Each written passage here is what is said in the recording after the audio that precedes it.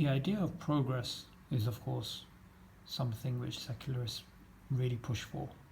It's a post Enlightenment idea which is still able to sway a lot of people. However,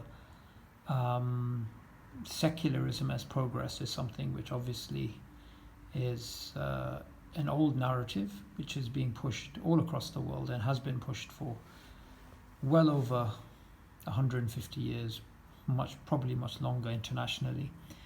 And when the British ruled India, they also tried to push for this sort of secularist perspective. And Darwinism, of course, is not truly linked to progress. So even though Darwinists do speak about progress, and this is a incoherency in their worldview, and I've spoken about this previously, but I wanted to just reiterate that ultimately, if we are just here to survive and reproduce, then what on earth is progress? What on earth is truth and ethics and morals and values and these things? They're meaningless. But nonetheless, secularism still tries to grab people through material progress. However, in this book, Andrew Cobson says something quite interesting about secularism in the Muslim world and its pull. So this book's quite interesting. I recommend you guys read it. And he speaks about various forms of secularism and various Muslim sort of pushbacks to it. Anyway, he says something quite interesting here.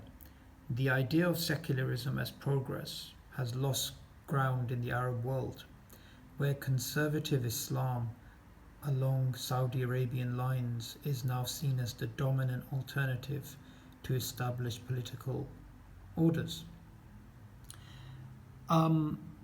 So what he's basically saying here is that, secularism is losing in the Muslim world and people are now turning against established political orders using Islam.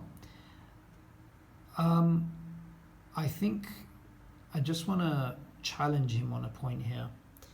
What he seems to be saying is that secularism as progress has lost ground in the Arab world. So look at those words, secularism as progress. I don't think it's secularism as progress that's lost ground in the Arab world. I think the real issue is that material progress itself, being seen as a goal, has lost ground in the Muslim world in general. And you see this all across. You see this in Southeast Asia, in Middle East, in North Africa, in Turkey, Muslim countries all across the world. The idea of material progress being progress, which did actually make inroads, this idea did actually make inroads, it's lost significant ground.